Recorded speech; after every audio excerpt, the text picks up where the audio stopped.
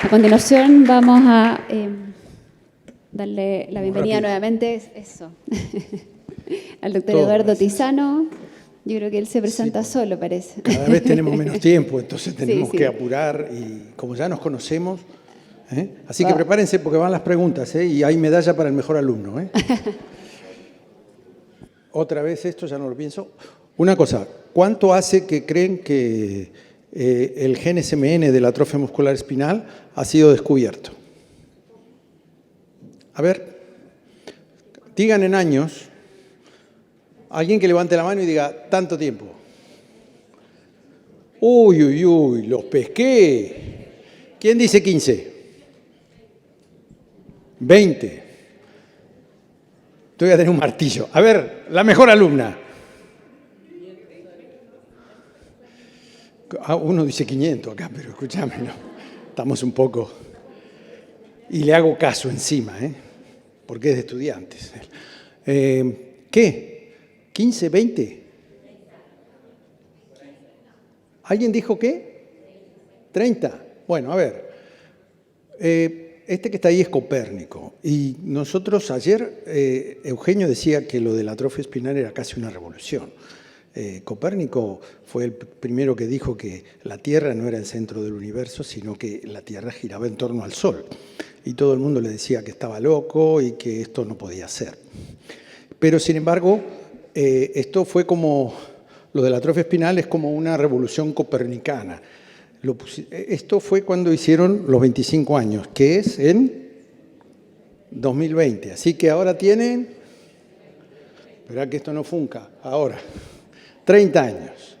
El gen tiene 30 años y ya tenemos las terapias y los chicos cambian. La verdad que ha sido un progreso.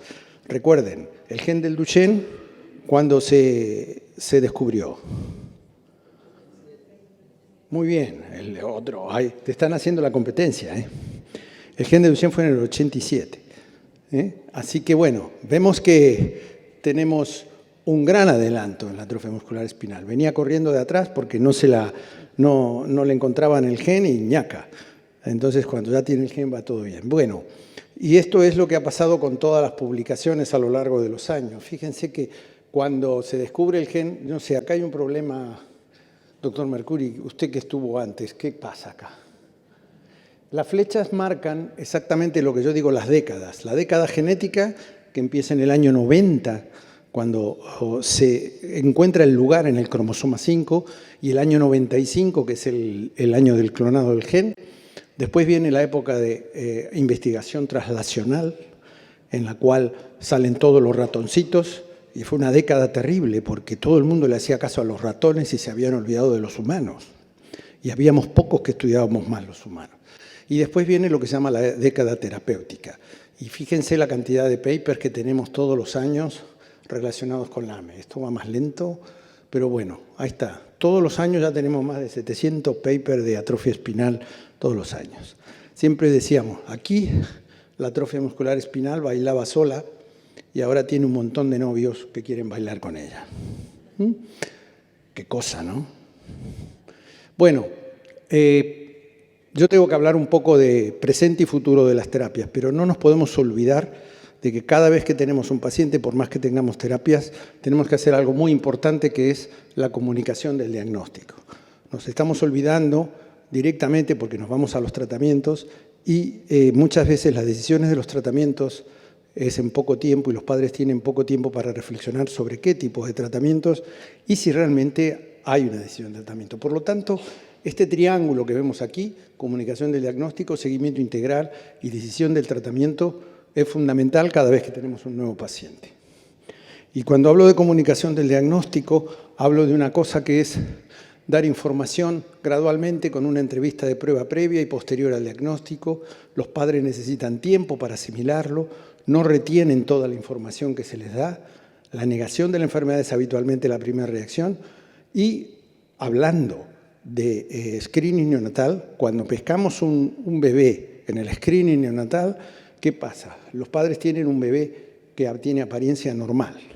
Es distinto a un paciente que ha llevado muchos años con la evolución de la enfermedad Y entonces dar el diagnóstico de la comunicación del diagnóstico en un caso de un bebé sano es distinto al de un paciente que lleva un tiempo de evolución. Y aquí son los distintos niveles de comunicación, los distintos escenarios.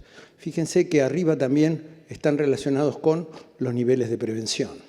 La prevención primaria, que tiene que ver con los diagnósticos de portadores y los estudios prenatales. Luego la prevención secundaria, cuando pescamos los pacientes en etapa presintomática, pausisintomática o congénita. Y después lo que sería la prevención terciaria, cuando ya tratamos a los pacientes, que un paciente ya está en la edad infantil, en la edad adolescente o en la edad adulta, dependiendo de las distintas evoluciones. Y entonces, ¿qué es lo que ocurre? Todo esto es lo que pasa con un paciente cada vez que tenemos que darle una mala noticia: negación, malestar, problemas de decisión sobre cómo seguir, tristeza, pero luego hay aceptación y finalmente esperanza y expectativa. Nosotros tenemos que jugar con esos factores y podemos trabajar con una comunicación fluida y transparente, dar una sensación de equipo. Eso es muy importante. No caigan con diagnósticos individualizados. El diagnóstico a monopersona, a una sola persona, es bastante estigmatizante, sobre todo también para el profesional que lo da. Nosotros estamos tratando de trabajar con un grupo para que el paciente se entienda que detrás de la persona que le da el diagnóstico hay un equipo y que está apoyada con el equipo. ¿Por qué? Porque los pacientes, ahora no tanto porque las terapias se han generalizado, pero al principio el paciente salía desesperado a buscar un lugar donde le dieran tratamiento y entonces había poca confianza en el equipo. Y lo que uno le decía no le importaba al paciente, sino al paciente le importaba la posibilidad de encontrar el tratamiento. Así que creo que esto es importante, con un buen apoyo emocional, sensación de equipo y reforzar aspectos de oportunidad. Cuando uno da una mala noticia, tiene que también asumir que es una etapa de aprendizaje. Es decir, tener a alguien en la familia con una enfermedad implica que hay que cambiar todos los elementos y todas las maneras de ver las cosas. Ahora, como pasaba con Copérnico, todo gira en el paciente, por lo tanto en la persona que tiene problemas. Así que hay que mirar esto y transmitirlo como una oportunidad para mejorar y para encontrar otro tipo de objetivos y ver la vida de otra manera. Entonces, todo esto también con algo que comentaban ayer, que es el entorno biopsicosocial, otro triángulo que tiene que ver también específicamente y que tenemos que seguir permanentemente en cada uno de los aspectos y de los pasos a seguir. Y entonces en el seguimiento, ya ayer hablaron de la consulta multidisciplinar. Esto era lo tradicional cuando teníamos un paciente que se seguía por un especialista, luego el paciente con varios especialistas y también la alternativa de que varios especialistas conjuntamente pueden ver un paciente. Así que vemos cómo ha ido evolucionando también y cómo lo que nosotros llamamos gestores de casos, que ayer lo llamaban como enfermera, ¿cómo era? Exacto, enfermera coordinadora, que nosotros allí en España le decimos gestora de casos o case manager. Así que en este aspecto también tenemos que ser lo suficientemente organizados como para poder continuar. Y una palabra de la transición, simplemente la transición, sabemos que antes decían que era transferencia, y a ver dónde dice transferencia, qué lento va esto. Es transferencia cuando no hay nada. Adivinen en qué botella estoy yo. El biberón, ¿no? Bueno, algunos ya estamos llegando al último suero, pero bueno, todavía nos interactuamos con el agua mineral y alguna bebida alcohólica. Recuerden que la transición es muy importante también. Es decir, los equipos que también son pediátricos, creo que leía por ahí que ustedes tenían como 25 años cuando empezaban la transición. Claro, eso es una barbaridad. Es decir, yo no es por decir nada, pero es cierto, hay un paternalismo ahí involucrado en los equipos. Pero claro, también tenemos que estar seguros que el otro equipo, el equipo adulto, es un equipo que es responsable y va a seguir. Pero recuerden lo siguiente, la vida es diferente y entonces nosotros vivimos pegados en parte a nuestros padres y después queremos independizarnos. Esto le pasa a los pacientes. Los pacientes después, poco a poco, empiezan a darse cuenta que toman sus propias decisiones y que realmente los equipos hay que tratar de interactuarlos. Podemos discutir muchísimas diapositivas de transición, pero no voy a hacer ninguna. Y vamos a entrar entonces en la tercera fase, que es establecer la decisión de tratamiento. Es disponer de un consenso de seguimiento y tratamiento y un manejo de las expectativas de los pacientes y de la familia. Y fíjense, esto entra más o menos en un esquema, me voy a caer, pero bueno.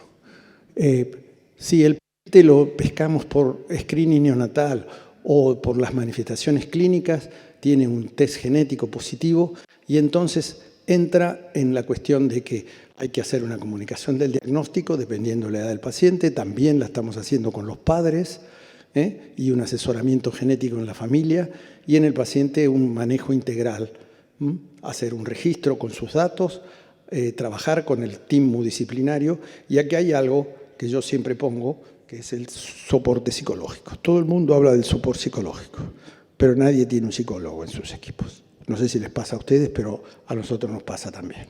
¿No es cierto?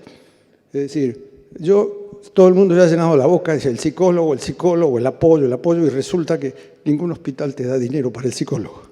Te dicen, no, ese lo tenemos que pagar con una beca, o lo paga la fundación, o lo paga la asociación de pacientes. Tenemos serios problemas para contener psicológicamente a las familias. Y fíjense que el soporte psicológico también es importante para la familia.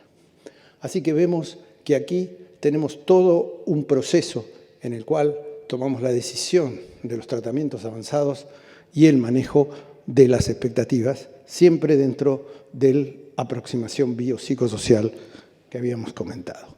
Si quieren leer un poquito más de esto está aquí discutido en este trabajo, que es open, así que lo pueden bajar sin problema. Entonces, aspectos para considerar una medicina personalizada en AME. Vamos a hablar, entonces ya hablamos de cuáles son los 3 procesos que hacemos en el triángulo, pero hay que pensar que las manifestaciones de la enfermedad pueden comenzar de forma diferente, incluso con el mismo tipo de AME y el mismo número de copias de SMN2. Ya lo habló ayer el doctor Mercuri, lo completé un poco yo mismo, y el genotipo y el fenotipo es incompleto, mejor o peor de lo esperado a veces, de acuerdo a cómo es el número de copias. Y después hay que ver una visión del paciente más allá del sistema neuromuscular, sobre todo en los casos graves y en los casos que vamos tratando y los pacientes que viven más, aparecen otros problemas que no esperábamos.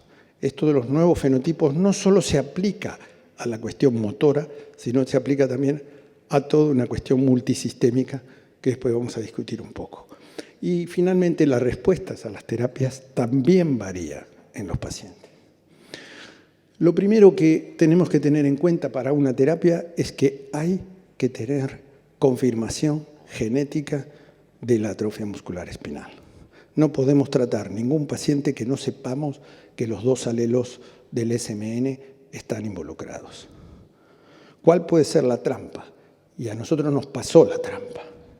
Un paciente con una enfermedad debilitante, hipotrónico, le hacemos el estudio, sospechamos una AME y nos sale una copia del SMN1 solo. Lo secuenciamos al derecho y al revés y no le apareció el segundo alelo. Entonces, esto era en la era pre-tratamiento, el paciente se fue a su casa pensando nosotros que teníamos una AME con un diagnóstico incompleto, pero que era una AME y que tenía un solo alelo determinado y el otro ya algún día lo íbamos a encontrar. Vino la etapa del tratamiento y entonces la familia apareció de nuevo. Dice, el diagnóstico de mi hijo es atrofia espinal y hay un tratamiento para la atrofia espinal. Y entonces nosotros dijimos, pero no podemos tratar al paciente si no tenemos el otro alelo. Bueno, pasaron unos años, teníamos mejores herramientas para estudiar la genética y así lo hicimos, para un lado, para el otro, y no aparecía para nada la mutación. Y entonces aprovechamos una herramienta que se llama Exoma, que es un estudio genético en el cual se estudian todos los genes que codifican para alguna proteína. Y este paciente tenía una mutación en otros genes, es decir, 2 alelos mutados en otro gen que daba lo que se llama SMAR, SMA con respiratory distress, es decir, un fenotipo parecido, pero que de alguna manera no tenía nada que ver con la atrofia muscular espinal por el SMN1. ¿Y cómo explican que tenía una copia del SMN1? Pregunta. Alguien dijo portador. Exacto. 1 de cada 40 o 1 de cada 60 de la población general son portadores. Así que no caigamos en la trampa del portador, porque podemos tener un paciente que simula o parece una fenocopia de la atrofia espinal que podía ser tratado, pero si hubiéramos tratado a ese paciente con un solo alelo alterado, hubiéramos perdido el tiempo. Así que no se olviden, tenemos que confirmar siempre el diagnóstico. Y además, ahora cada vez más estamos usando aquí en naranja todo lo que tiene que ver con fluidos y genes, y aquí en azul todo lo que tiene que ver con imagen y electrofisiología.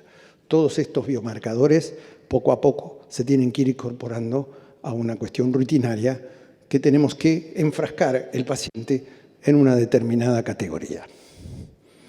Y voy a hablar de algo que personalmente me interesa, y es que lo que define prácticamente en estos momentos como modulador genético y como biomarcador pronóstico de la enfermedad es el número de copias de SMN2.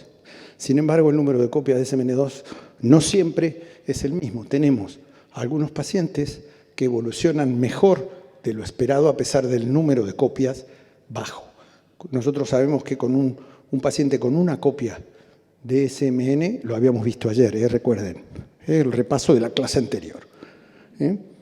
Con una copia hacen AME congénita. Con 2 copias hacen, en general, en historia natural, una AME tipo 1. Sin embargo, hay algunos pacientes con 2 copias que desarrollan una AME tipo 2 o una AME tipo 3. Es decir, que son capaces de sentarse o son capaces de caminar.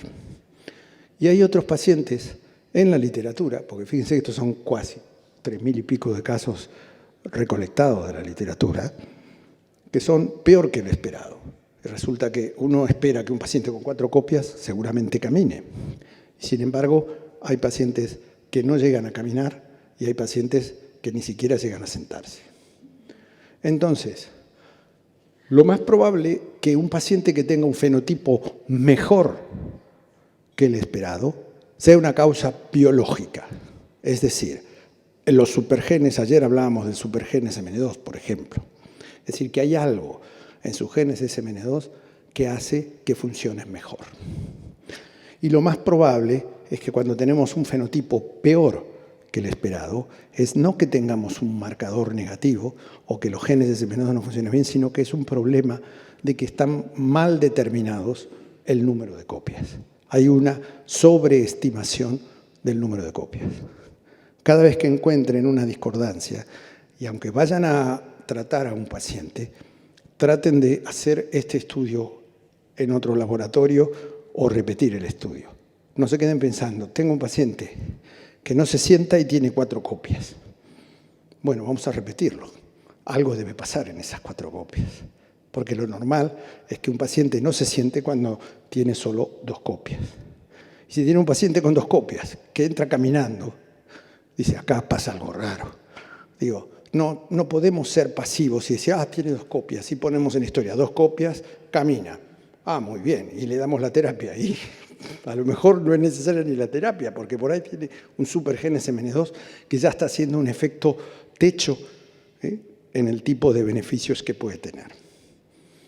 Y esto es un marcador que yo les digo que nosotros tenemos más o menos unos 30 casos ya recolectados con esta variante, que es una variante en el exón 7, que cuando no está, el paciente típicamente desarrolla AME tipo 1. Cuando está en un alelo, el paciente desarrolla una AME tipo 2. Y cuando está en 2 alelos, el paciente desarrolla una AME tipo 3. Es decir, que estos pacientes ya vinieron con las medicaciones del SMN2 en sus genes. Así que es muy importante. Fíjense, nosotros tenemos el 25% de los casos que van mejor que lo esperado son por culpa o por beneficio de esta alteración. Y otra cosa que les iba a comentar, porque la cosa no está ahí. Es decir, nosotros vamos investigando de a poquito y rascando. Con unas terapias de millones no podemos quedarnos con un test genético que vale $50. ¿Sí? Por lo tanto, tenemos que seguir estudiando porque tenemos herramientas para estudiarlo. Esto es un gen SMN1 y esto es un gen SMN2. Hasta el exón 6 del gen SMN1 y el gen SMN2, el extremo 5' son idénticos o prácticamente idénticos, no los podemos diferenciar. Y aquí aparecen unas diferencias que, si ven, son diferentes en todos.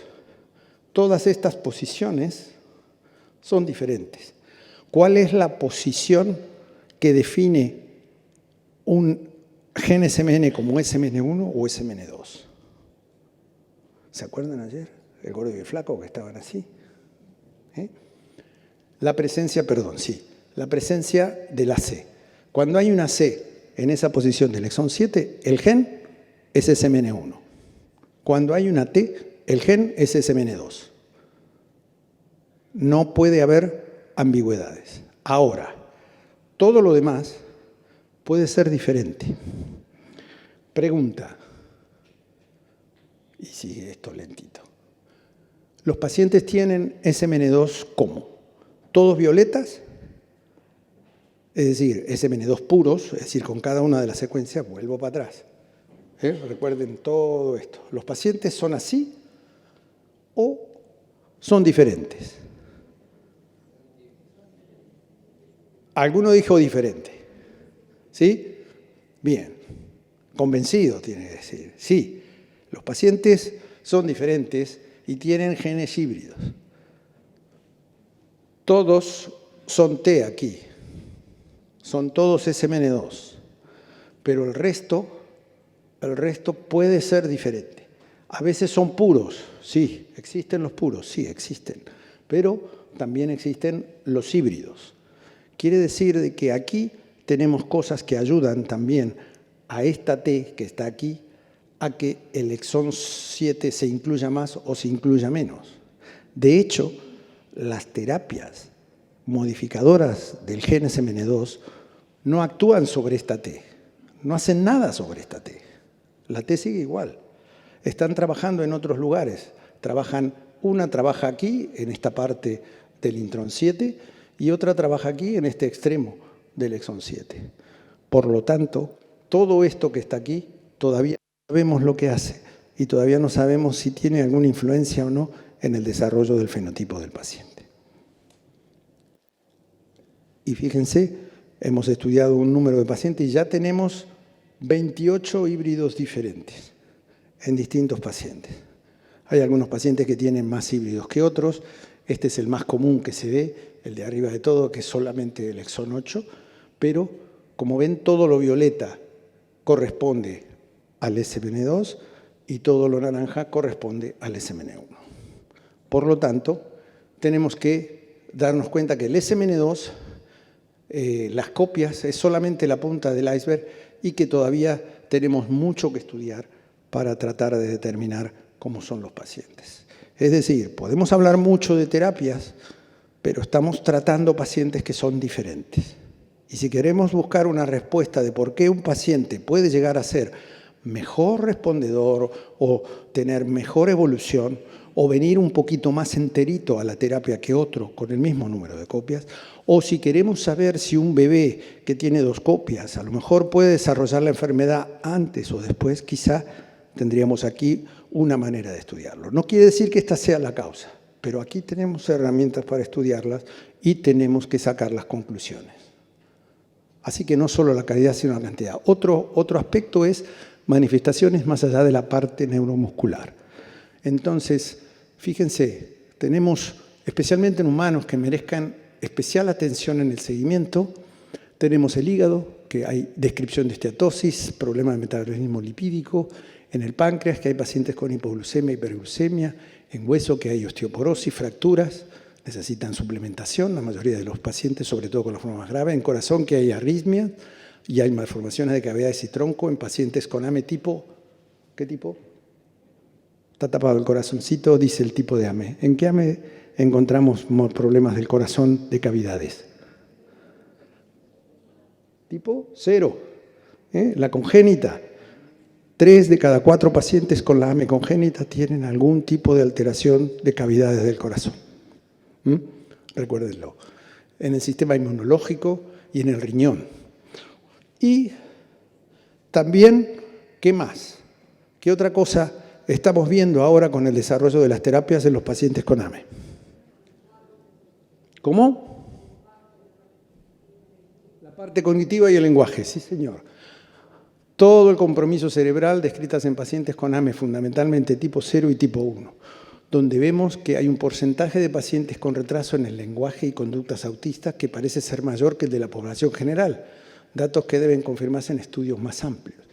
Pero sabemos ya de antemano que los pacientes con AME tipo 0 también presentan malformaciones y afectación cerebral, como vemos aquí.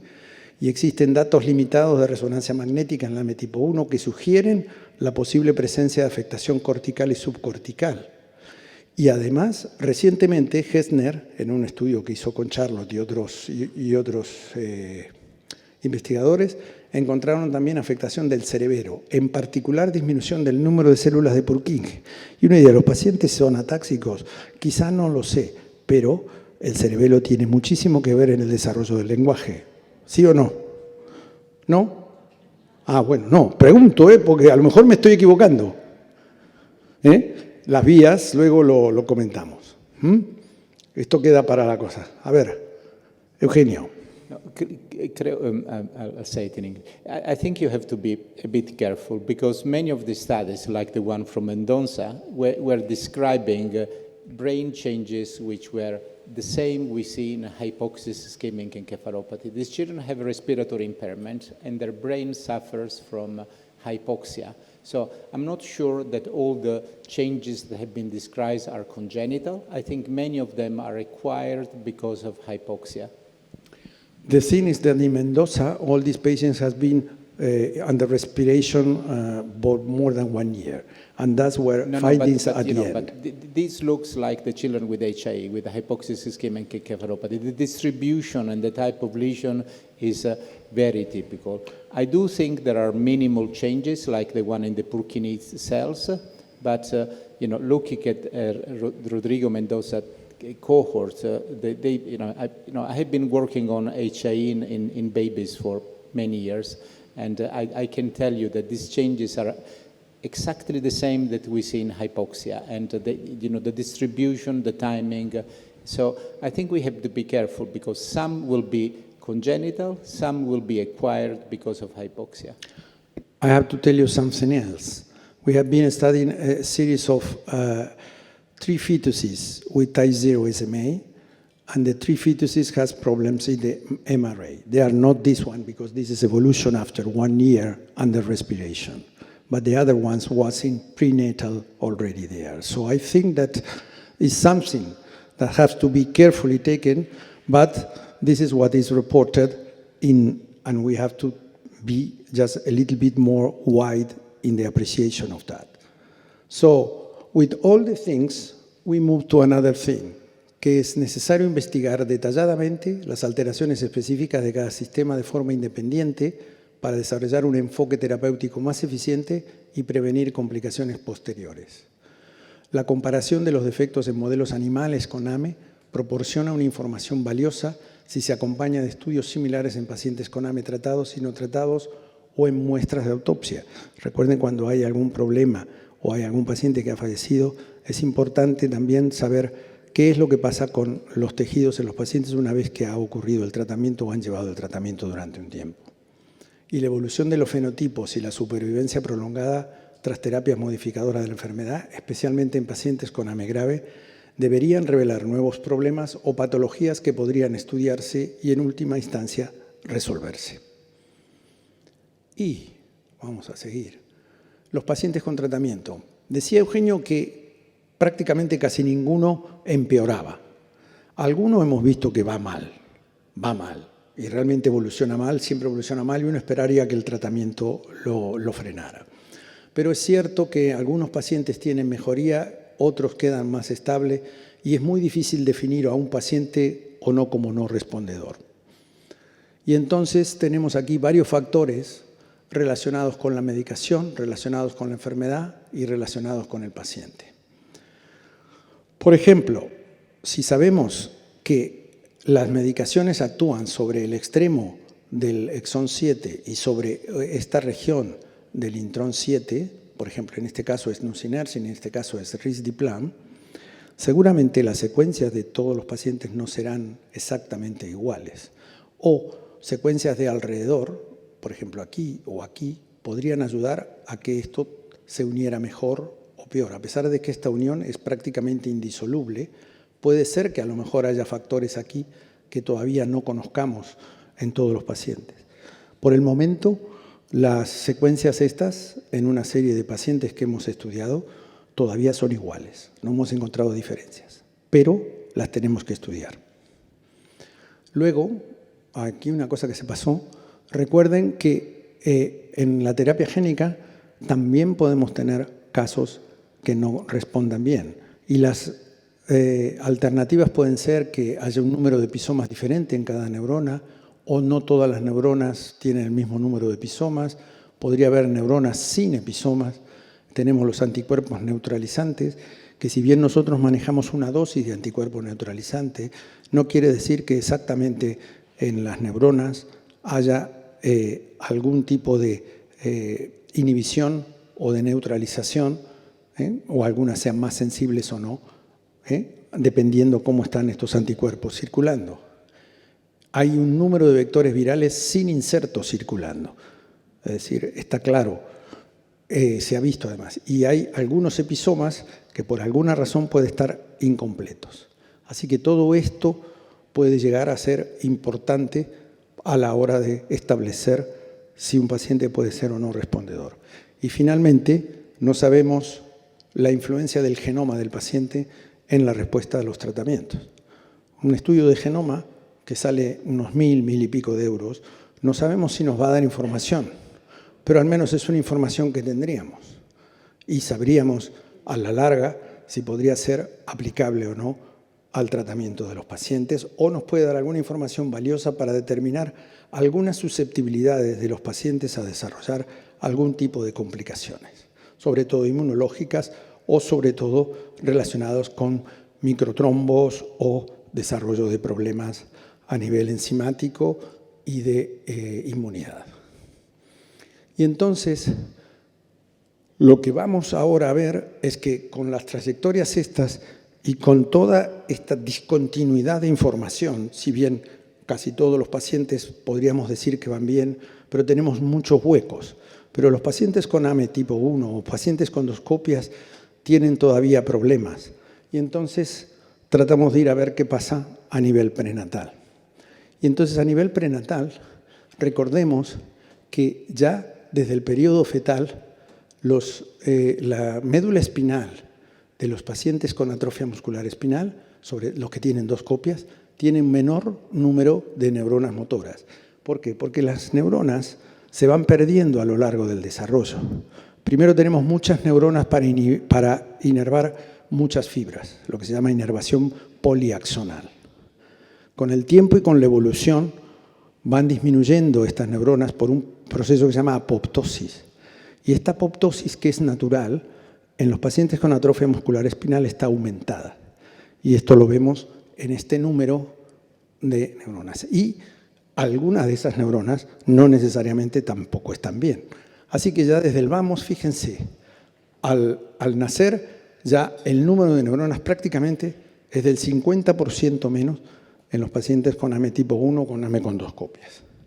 Y así es como se ven algunas inmaduras. Estas son las normales que están aquí, y estas son como se verían a las distintas etapas, tanto a nivel prenatal como a nivel neonatal, donde empezamos a ver ya las alteraciones y donde ya vemos aquí, estas son las neuronas irreversibles. y estas serían las que todavía a lo mejor un tipo de terapia podríamos llegar a ser rescatables. Y entonces vemos que sí hay un cambio en lo que se llama fenotransición y fenoconversión, es decir, cuando el paciente empieza a ser presintomático, pausisintomático y después totalmente sintomático, el número de neuronas motoras aumenta y, lógicamente, la compensación por parte de las otras neuronas motoras disminuye. Y entonces sí, tenemos en todos estos pacientes con 2 copias de SMN2 patología a nivel de la médula, a nivel del axón, tenemos patología a nivel de los receptores y de la unión neuromuscular y a nivel miotubular, porque en esta época, en la época fetal, tenemos miotubos, no tenemos miofibras. Y entonces todo esto es un conjunto de patología que realmente hace que haya patología, pero que no sabemos por qué puede haber o no compensación durante el útero para esto. Y otro aspecto fundamental es que el SMN es muy importante en el periodo prenatal. Observen, esta es la cantidad de SMN presente en condiciones normales en el desarrollo, es decir, mucha cantidad de proteína de SMN, y los niveles estos disminuyen a lo largo del periodo postnatal. Por lo tanto, el desarrollo fetal tiene 3 cosas importantes. Primero, en los casos graves de AME ya hay desarrollo de patología. Segundo, necesitamos mucha más proteína SMN que postnatal. Por lo tanto, quizás está la clave aquí, en los casos en los cuales tienen un desarrollo mucho más controvertido, que es lo que ocurriría aquí. Hay como un umbral que tiene que ver con la proteína SMN y que esto, al tener una copia o 2 copias, habría ya aquí patología a nivel fetal y los pacientes con 3 o 4 copias seguramente tendrán una evolución o una compensación mejor y la enfermedad aparecerá después a nivel postnatal. Quiere decir que aquí es donde tendríamos un sector donde se podría realizar una terapia intrauterina y podría ser de beneficio para cambiar esta evolución esperable, que luego después, cuando nosotros iniciamos las terapias a este nivel, vamos a encontrar las evoluciones que ya conocemos y que todo el mundo ha comentado. Entonces, aparece la posibilidad de la terapia intrauterina y ha habido un caso ya descrito en el New England, del doctor Finkel, que es un caso que comentó Eugenio, que empezó a las 32 semanas del embarazo, y que hay otros casos, hay uno también en Europa que todavía no está publicado, y me parece que hay más casos, ¿no, Eugenio? Hay más casos todavía recolectados, creo que hay 5 en Estados Unidos ahora, y otro más en Alemania, ¿no? Por lo menos. Así que al menos tenemos 7 u 8 casos que poco a poco irán viendo a la luz y poco a poco iremos viendo cómo se desarrollan las terapias. Entonces, aquí yo tengo una cosa para mostrarles. Este es un AME tipo 0. Es decir, tuvo un hermanito que falleció a las 2 semanas de vida con una AME congénita grave. Entonces, la señora quedó embarazada nuevamente y nosotros teníamos dudas que, a pesar de toda la patología que podríamos ver sobre las 14 semanas, ¿qué pasaba con los movimientos fetales? ¿Qué les parece? ¿Se mueve o no se mueve? Como decía Galileo. ¿Vos decís que no se mueve? No, ahora yo digo, esperá, ahora lo pongo. Primero estoy preguntando si se mueve. ¿Se mueve o no se mueve, Eugenio? Sí, no, pero fíjense que a las 14 semanas, a ver, ¿cómo hago yo para poner esto ahí? Dale. No puede ser. ¡Ey! Si lo probamos ahí, funcionaba. No, pero en la computadora de ellos funciona.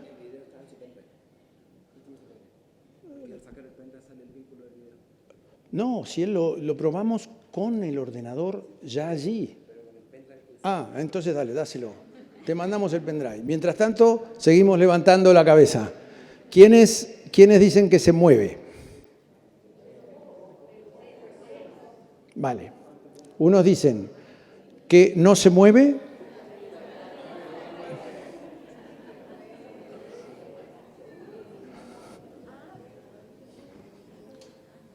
Sí, se mueve. Y se mueve exactamente igual que cualquier otro feto normal a las 14 o 15 semanas. Es decir, con esto lo que quiero decir es que siempre tenemos, no quiere decir que vamos a rescatar la enfermedad a lo mejor a las 14 semanas porque esto no es el momento, pero nos tiene que hacer reflexionar que todavía podemos tener un margen de maniobra en la etapa intrauterina para hacer una aproximación. Desde luego no la haríamos ni en la primero ni en el segundo trimestre del embarazo, donde todavía está la organogénesis, pero a partir del tercer trimestre, que es cuando aparece ya, el feto ya está totalmente formado, lo único que hace es crecer, es aumentar el crecimiento.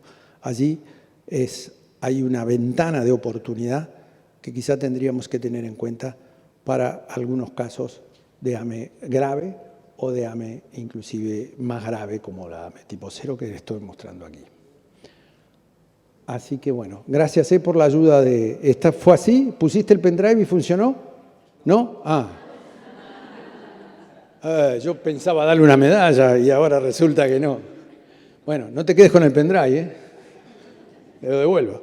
Bueno, esto está discutido en esta review que también les mostró Eugenio el otro día y creo que hay mucha discusión aquí también, es bastante larga, pero hay muchas alternativas. En un futuro también seguramente se podrá a lo mejor tratar con oligonucleótidos y habrá que ver si hay también oportunidad de hacer la terapia génica. Pero la terapia intrauterina uno la tiene que ver como una posibilidad de encontrar una mejor rescate de la enfermedad en el tratamiento o los gaps que podríamos tener, porque es lo que habíamos visto que a nivel neonatal muchos casos inmediatamente o en las pocas semanas ya tienen un desarrollo de enfermedad que hace que sea difícil el rescate total.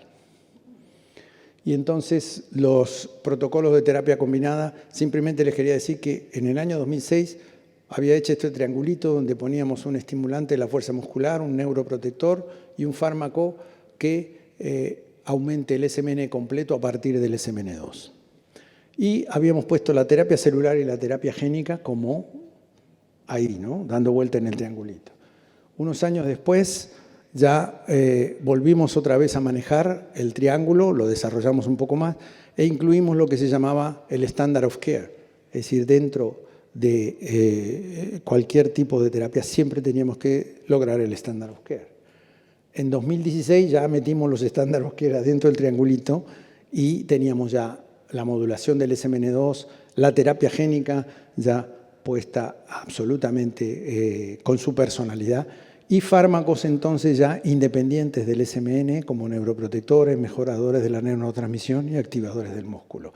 Y ahora a partir de 2020 en adelante tenemos todo este triángulo lleno de cosas y cualquier tipo de cuestión que tiene que ver, lo que comentó Eugenio inclusive, relacionado con la miostatina,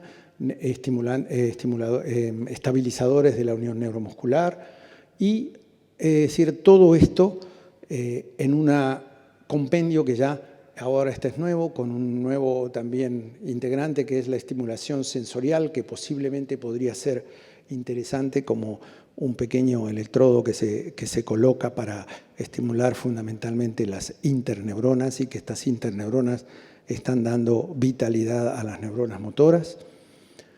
Y esta es una lista de los distintos ensayos clínicos en los cuales hay algún tipo de terapia combinada. Muchas son MDTs con terapias independientes del SMN. Estas se pueden revisar, nos vamos a tratar cada uno. Pero simplemente decirles que el panorama que nos espera es seguramente un protocolo de estudio, un protocolo de análisis donde podamos realmente aplicar todas estas terapias. Simplemente decir que en un paciente hay que considerar las diferentes perspectivas de los pacientes, de la familia, de los cuidadores y de los médicos.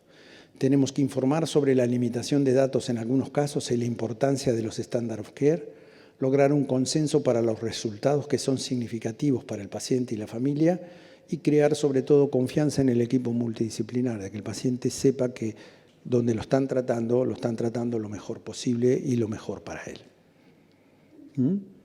Y para terminar, les muestro otra vez de nuevo las distintas prevenciones. Prevención terciaria, que es tratar a todos los pacientes que manifiestan la enfermedad, donde hay un aumento del coste del tratamiento y la carga sanitaria.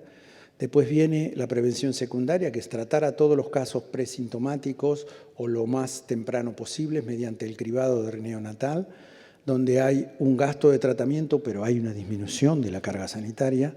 Y finalmente, estamos yendo hacia la prevención primaria, que es realmente asesorar a todos los portadores detectados a través de un cribado poblacional.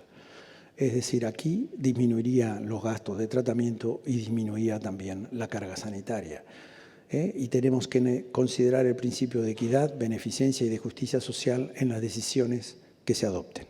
Por lo tanto, aquí tenemos otra cuestión que tenemos que desarrollar. Y observen que cada una de las prevenciones influencia de distinta manera. Una en los cuidados de seguimiento y determina nuevos fenotipos.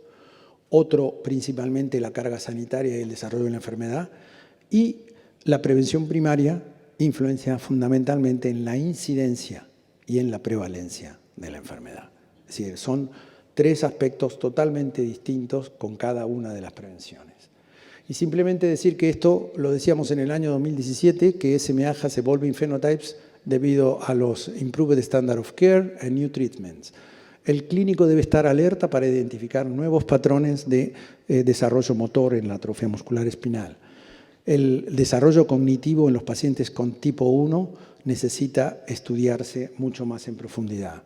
Otros sistemas pueden aparecer signos de disfunción, dado que estos pacientes viven más.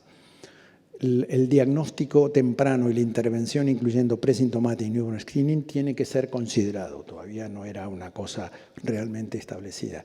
Y estrategias de terapia combinada, tanto poniendo en el sistema nervioso central y el sistema en los tejidos periféricos, estaban realmente en la visión de que podrían ocurrir.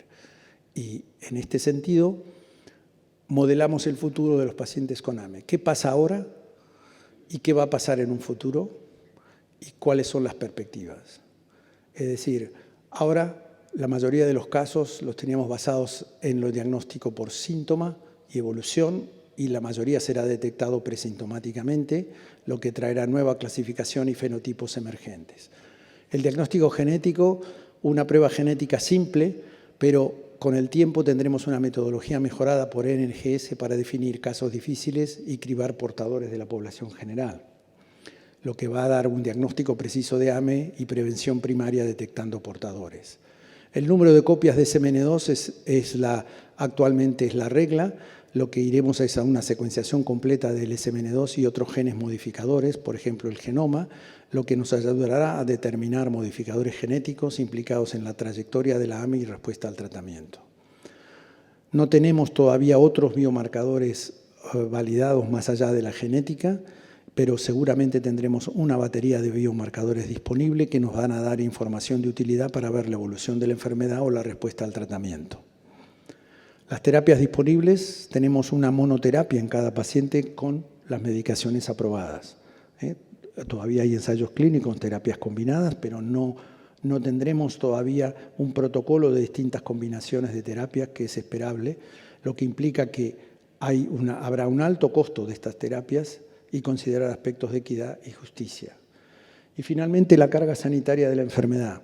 Tendremos más pacientes para el sistema sanitario y la demanda de cuidados actualmente, y habrá menos morbilidad y menos hospitalización en la medida en que tengamos más tempranamente tratados y mejor seguidos, lo que implica una mejoría en la calidad de vida y del entorno biopsicosocial del paciente y la familia.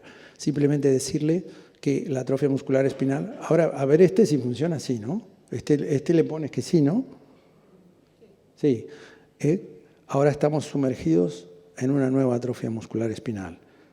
Y tenemos que empezar a pensar más allá de lo que tenemos hoy. Tratar de mejorar, tratar de establecer la cuestión de que muchas veces no tenemos que esperar el paternalismo de las autoridades, esperar el paternalismo de los sistemas, sino que nosotros mismos como responsables, como investigadores, como clínicos que seguimos a los pacientes, tenemos que tratar de ponernos de acuerdo y tratar de elaborar estructuras de estudio y de investigación que nos permitan mejorar cada vez más la manera en que tratamos y seguimos a nuestros pacientes. Y yo creo que no tengo más nada que decirles, y perdón si me extendí en el tiempo. La culpa la tiene Eugenio, que me dijo lo del sistema nervioso. Muchísimas gracias, doctor Tizano, por su excelente presentación y por también acotarse al tiempo. Sabemos que se apuró bastante, así que muchísimas gracias por eso también. ¿Comentarios, preguntas? Ah, perfecto. No, estábamos perfectos. ¿Comentarios, preguntas? ¿Sentamos aquí? ¿Quieren o esto es para...? Bueno, está bien, sí, pueden pasar los dos adelante. Era individual, pero bueno, quiere compañía. Está bien. Él es el extremo 5', 3', y yo soy... Ya, muy bien. No, porque como mañana no está. Claro, hay que aprovecharlo. Quiero hacer trabajando todavía, porque si no, mañana me quedo ahí. ¿Preguntas, comentarios? ¿Tenemos 5 minutos de pregunta? Doctor.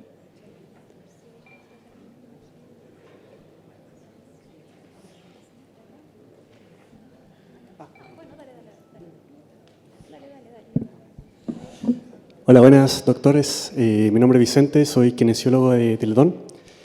Y siempre había tenido la duda de por qué hay tanta diferencia en la respuesta a estas terapias modificadoras. Hay muchos factores claramente asociados, o sea, tenemos claramente la cantidad de copias del SMN2, ¿cierto? En ese aspecto también la edad de inicio de síntomas, el inicio también del tratamiento propiamente tal. Entonces hay muchos factores y ahora encuentro más factores, entre ellos el tema de que dentro del mismo SMN2 hay muchas diferencias en las bases nitrogenadas en este caso. Pero llevándolo quizá a algo más clínico, claramente todo esto tiene mucha relación y mucha importancia con el uso también de rehabilitación física. Entonces, no sé si han tenido como experiencia en ese sentido a la expresión, a si se promueve más la expresión de estos genes gracias a la rehabilitación física. Y en ese aspecto, por ejemplo, una duda muy particular, no sé si podrán responderme, por ejemplo, electroestimulación u otra terapia asociada para favorecer esta expresión y quizá incluso hasta reclutamiento como de nuevas fibras musculares con estas motoneuronas. Eso, ¿sí se entendió?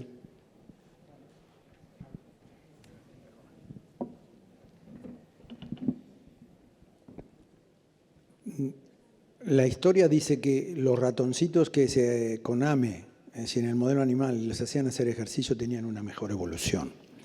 Está claro que el ejercicio siempre ha sido beneficioso en la atrofia muscular espinal.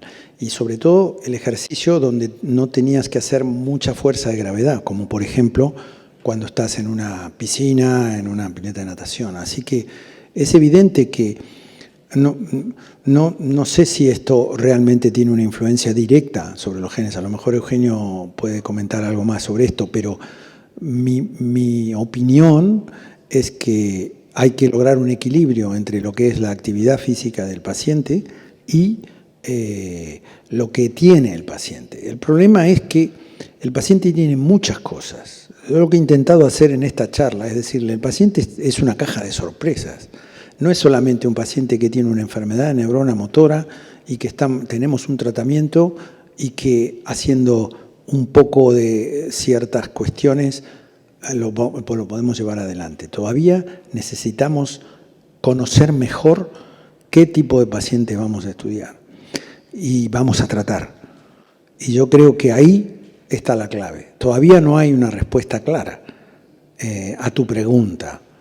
Por lo menos yo no la tengo, a lo mejor Eugenio tiene alguna otra, pero yo soy una persona que trata de que se investigue más, ya no las terapias ya las vamos conociendo, ya las existen, están en boca de todos, todo el mundo puede hacer una punción lumbar, todo el mundo puede hacer una terapia génica, sin embargo, ¿a quién se lo hacemos? ¿Cómo es el paciente que se lo hacemos?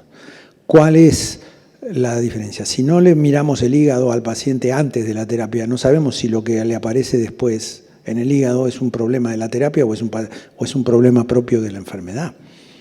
Así que yo creo que tenemos que reflexionar de que la terapia tiene que ser administrada lo antes posible, pero también necesitamos esa información del paciente básica o baseline, como le diríamos, ¿no? Una información baseline del paciente de la mayor amplitud posible. Y no podemos justificar gastos, porque el gasto de la terapia es muchísimo mayor que el gasto que supone conocer mejor al paciente. Y yo realmente me sentiría mucho más tranquilo si tuviera más información del paciente cada vez que trato a algún paciente con atrofia muscular espinal. No sé si Eugenio quería decir algo. No, then, English. Just an additional thing on if rehabilitation helps. The answer is yes, yes, yes, and helps a lot. We have discussed movements, and we know that exercise helps in muscle mass, preventing contractures and so on. But what we have not discussed these days is the swallowing problems, and since therapy became available, there has been a change in the attitude to speech therapy and swallowing therapy. In the past, when a child had a gastrostomy, a PEG, we did not do any speech therapy because they had a PEG. And now we are doing a lot of rehabilitation even after we do the PEG. And we have an increasing number of patients who acquire the ability to eat something after. So rehabilitation is hugely important. Just the last thing on electric stimulation. In the past, before therapies, there was a scientist in London called Gerta Verbova who tried electric stimulation, and what looked was that these children had a very good response immediately, but then the muscle was very weak soon after that. So they had an excellent response, but then it was worse. It was a depletion of energy. So I don't think we are ready for electric stimulation as we know it on the muscle. What Eduardo was referring to into his slides is more related to electric stimulation of the spine, of the motor neurons, which is different from the muscle electric stimulation. That I don't think will work. Y se viene a ponerlo Eugenio, ¿has visto? Bueno, uno sabe por viejo ya que el Eugenio casi. Sí. ¿Alguna cosa más? Podemos estar toda la tarde haciendo preguntas. Ha sido muy interesante la mañana. Estamos pasados ya 10 minutos. Lamentablemente hay preguntas que van a tener que quedar para el café más tarde. Bueno. Les agradecemos a los doctores Mercuri, Tisano por sus excelentes presentaciones y todo lo que nos trajeron hoy día. Así que ahora pasamos al almuerzo. Nos volvemos a ver a las 2:30.